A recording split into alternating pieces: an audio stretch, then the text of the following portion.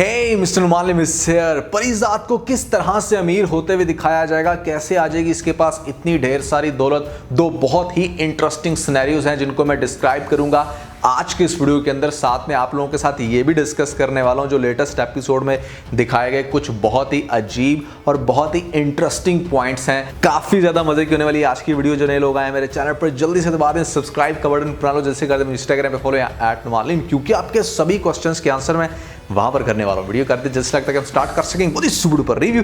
तो चले आगे बढ़ते हैं।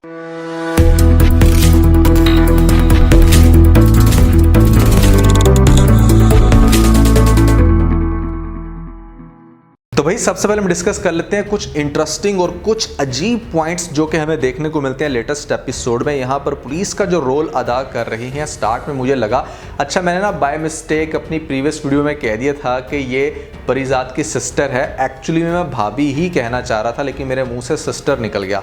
अब मैं काफ़ी कंफ्यूज था, मुझे ये आइडिया नहीं था कि मतलब ये भाभी यहाँ पर डबल रोल प्ले कर रही है। इन्होंने सेम उसी एक्ट्रेस को रोल दिया इस पुलिस वाली का। हो सकता है कि मुझे अभी भी मिस्टेक लग रही हो। अगर भाई ऐसे में ये कोई और ही एक्ट्रेस हैं तो ज़रूर बताइएगा नीचे में जो कमेंट्स। दूसरे नंबर पर जो मुझे लेटेस्ट एपिसोड के अंदर बहुत ही ज़्यादा इरिटेटिंग और अजीब लगी ना चीज़, वो मुझे लगी भैया यहाँ पर दिलावर की विग।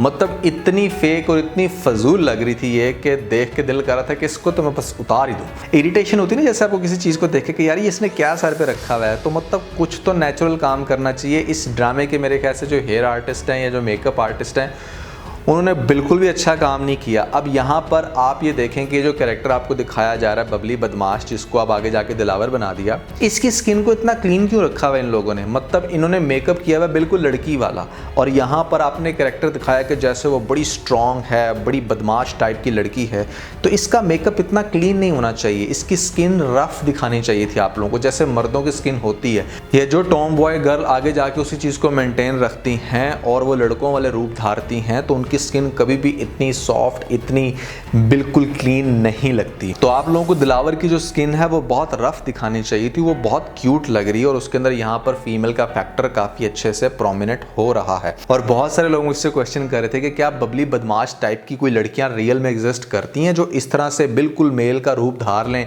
और अपने आप को बिल्कुल यही साबित करें कि जैसे वो लड़का है। बिल्कुल होती हैं, और इसके अंदर 90% जो मिस्टेक होती है वो पेरेंट्स की होती है, जो बच्चों को बिल्कुल भी ख्याल नहीं रखते एक सर्टन एज में। कुछ तो जेनेटिक्स में भी होता है, यहाँ पर आप कह लो कि उनके जीन्स में इस तरह की चीज़ आ जाती है कि वो बिल्कुल भी एक प्रॉपर लड़की नहीं बन पाती। जैसे लड़के गे बन जाते हैं ना, कुछ तो अपने हालात की वजह से बचपन में जो उनके साथ होते हैं, या कुछ वो नेचुरली भी गे होते हैं, वो प्रॉपर मर्द नहीं होते। तो इस तरह बहुत सारी ऐसी लड़कियां भी होती हैं जो बाय बोर्न तो गर्ल पैदा होती हैं, लेकिन फिर आगे जाके उनके जीन्स में, उनके हार्मोन्स में एक ऐसा चेंज आता है कि वो लड़कियां नहीं रहती अलबत्ता। तो ये बिल्कुल रियल लाइफ में होता है, ऐसा फैक्ट है। लेकिन अगर आपने ड्रामे के अंदर कुछ ऐसा दिखाने की कोशिश की थी तो यहाँ पर आपको कैरेक्टर की स्किन को, उसके हेयर्स को काफ़ी अच्छे से मैनेज करना चाहिए था। फाइटिंग वाला सीन मुझे लेटेस्ट एपिसोड के अंदर बहुत ही ज़्यादा इंटरेस्टिंग लगा। यहाँ पर कुछ ऐसा फिलर आना शुरू हो गया था कि जैसे ये पाकिस्तानी ड्रामा नहीं, शायद कोई मूवी है। तो मूवी वाला टच थोड़ा बहुत ड्रामों के अंदर होना चाहिए। इंटरेस्टिंग लगता है जिस तरह से आपको कैमरा एंगल्स दिखाए गए, जिस तरह से वो जो बाबा जी अपने हाथों का इशारा करके कराटे स्टार्ट करते हैं। सो ये सब कुछ बहुत इंटरेस्टिंग लगा और मेरे ख्याल से ज़्यादा होना चाहिए पाकिस्तानी ड्रामों के अंदर, क्योंकि अगर हम अमेरिकन सीजन्स देखें या कोई भी तुर्की ड्रामे देखें तो वहाँ पर आप देखोगे कि फाइट्स वाले और इस तरह के एक्शन सीन्स बहुत ज़्यादा उनके ड्रामों में देखने को मिलते हैं, जिसकी वजह से हमें उनके सीजन्स पसंद आते हैं। सो पाकिस्तानी ड्रामों के अंदर समहाउ ये चीज़ें काफ़ी ज़्यादा मिस हैं। इनको होना चाहिए थोड़ा बहुत एक्शन, थ्रिल, थोड़ी बहुत फाइट, इस तरह की चीज़ें आपको ज़रूर ऐड करनी चाहिए। तो इस ड्रामे के अंदर जो इन्होंने ऐड किया, जो कि आप लोगों को रक्सब इसमें भी थोड़ा बहुत देखने को मिला था, फाइट वगैरह, तो वो इंटरेस्टिंग लग रहा था। लेकिन अगेन मैं यहाँ पर डिस्कस करूँ परिजात के मेकअप का, तो ऐसा लग रहा था कि जैसे बेस के अंदर ना तेल मिला के परिजात के मुंह पे मल दिया हो। बहुत ही ज़्यादा पैथेटिक मेकअप है, जगह जगह पर चमक रहा होता है और बहुत ज़्यादा फेक लगता है, जिसकी वजह से एक बड़ी ग्रूस फीलिंग आती है। ऑनेस्टली स्पीकिंग अच्छा नहीं लगता। जितना अच्छा अहमद ने रोल प्ले किया परिजात का, माजरत से आपने उतना ही पैथेटिक उसका मेकअप कर दिया। यहाँ पर गेटअप फिर भी अच्छा है, जो उसकी ड्रेसिंग है या जो उसकी चाल ढाल है वो बहुत ज़्यादा अच्छी लग रही है। तो नेक्स्ट एपिसोड में आप लोगों को देखने को मिलेगा कि इन्वेस्टिगेशन हो जाएगी थोड़ी सी तेज़ और यहाँ पर पुलिस वालों को पता चल जाएगा कि जो गाड़ी थी ये बहरोज़ की थी और यहाँ पर उसकी बीवी के यूज़ में थी और साथ में स्कॉट की जॉब कर रहा था हमारे पास परिजात। तो परिजात की तलाश ये लोग शुरू कर देंगे। अब यहाँ पर आप लोगों को बहुत ही इंटरेस्टिंग सीन दिखाया जा सकता है कि परिजात अमीर कैसे होगा, जहाँ से मैंने वीडियो स्टार्ट की कि आखिर ऐसा क्या दिखाया जाएगा कि एकदम से इस बंदे के पास इतनी ढेर सारी दौलत आ जाएगी। इसके हमारे पास दो बहुत ही ज़्यादा इंटरेस्टिंग सिनेरियो, जिसमें पहला इंटरेस्टिंग सिनेरियो आप लोगों को ये दिखाया जा सकता है कि पुलिस इन्वेस्टिगेशन करके यहाँ पर परिजात की खोज लगा ही ले, पता चल जाएगा परिजात कहाँ पे और उसके बाद उसको अरेस्ट कर लिया जाए। जब परिजात को अरेस्ट कर लिया जाएगा तो यहाँ पर बहरोज़ का जो पीए है वो उसको बता देगा कि परिजात को अपने कब्जे में रख लिया गया और बहरोज़ कहेगा जो इंसान अपनी जान तक देने को तैयार है वो ऐसा फर्माबरदार वो कैसे हमारा नाम लेगा, हमें उसको तकलीफ में नहीं रखना चाहिए, उसे किसी तरीके से बाहर निकाला जाए। तो बहरोज़ का पीए काफ़ी कोशिश करेगा परिजात को बाहर निकालने की, लेकिन उसे उसकी जगह लगेंगे थप्पड़ यहाँ पर, क्योंकि पुलिस इन्वेस्टिगेशन में ये समझेगी कि शायद ये इसका साथ देने की कोशिश कर रहे हैं। तो आगे जाके आप लोगों को ये दिखाया जा सकता है कि बहरोज़ अपने आप में इतना गमगीन हो गया, उसकी साख बिल्कुल ख़त्म हो गई कि जैसे मतलब वो जो उसकी एनर्जी थी, वो जो उसका गरूर था, वो सब कुछ जैसे मट्टी में मिल गया। वो जिस इंसान से बहुत ज़्यादा प्यार करता था उसने उससे अपने हाथों से कत्ल कर दिए। कैसे, मतलब आप कैसे ज़िंदा भी रह सकते हो यार? आप किसी इंसान का वैसे ही कत्ल करके ज़िंदा नहीं रह सकते कि मतलब आप इमोशनली इतने ज़्यादा डिस्टर्ब हो जाते हो। तो जो इंसान आपसे प्यार करता था, मोहब्बत करता था, जिससे आप प्यार करते थे, मान लो वो नहीं करती थी, आप उसका मर्डर करके कभी भी सुकून की ज़िंदगी नहीं जी सकते। तो वही कंडीशन आपको दिखाई जाएगी बहरोज़ की।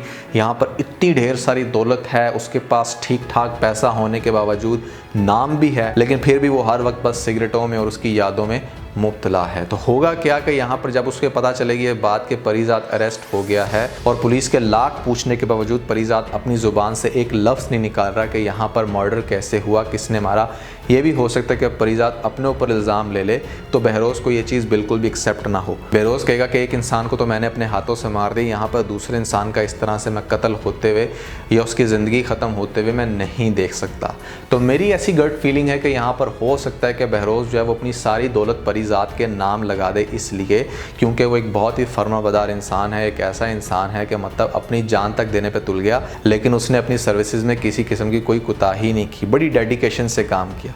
तो एक तो चांस ये है कि यहाँ पर सारी दौलत उसके नाम लगा के खुद जाके अपना जुर्म एक्सेप्ट कर ले और बता दे कि हाँ उसी ने मारा उसकी बीवी को, साथ में उस लड़के को जिसके साथ चल रहा था उसका अफेयर। तो बहरोज़ को जेल हो जाए, अपने आप को तस्कीन पहुँचाने के लिए, अपनी रूह को वो सज़ा देने के लिए जो उसने किसी दूसरे को दी। मेरे ख्याल से शायद बहरोज़ आगे जाके कुछ ऐसा स्टेप ले। ये तो हो गया सिनेरियो नंबर 1। जो सिनेरियो नंबर 2 है वो भी बहुत ज़्यादा इंटरेस्टिंग है, जिसके अंदर हो सकता है कि यहाँ पर परिजात को जब जेल में बंद कर दिया जाए एक लंबे अरसे के लिए, तो यहाँ पर हो सकता है कि वो पुलिस ऑफिसर से सिर्फ ये रिक्वेस्ट करे कि उसको एक डायरी और पेन दे दिया जाए, क्योंकि हो सकता है कि जो 6-7 साल के लिए इसको जेल हो या 10 साल के लिए इसको जेल हो, जितने भी टाइम के लिए इसको जेल हो रही है, तो वहाँ पर उस टाइम में परिजात बैठ के वो अपनी सारी कहानी लिखे लाइफ की, वो सारी स्टेजेस लिखे जो उसने अब तक फेस की।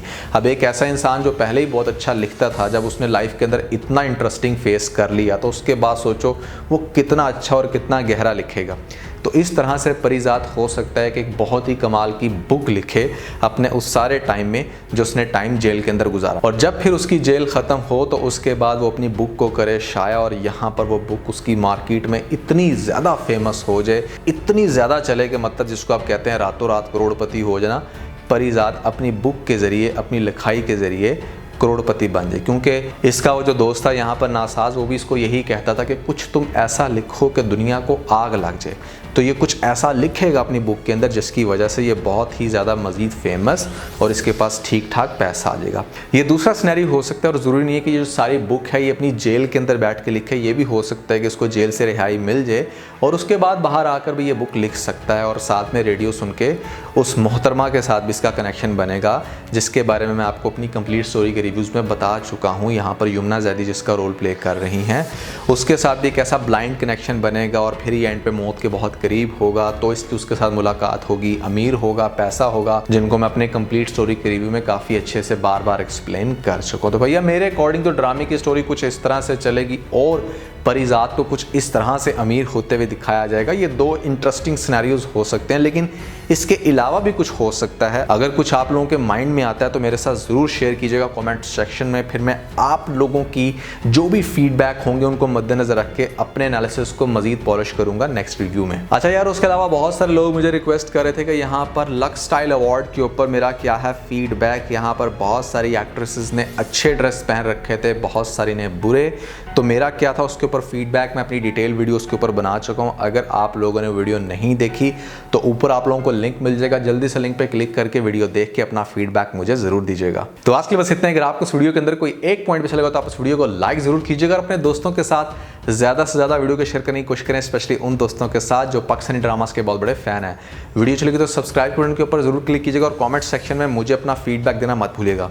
और ये सारे काम करने के बाद आप बेल आइकन को जरूर प्रेस कर लीजिएगा ताकि लेटेस्ट अपडेट आप लोगों को सबसे पहले मिल सकें। इसके साथ ही ना बहुत सारा ख्याल रखें, stay motivated and God bless you.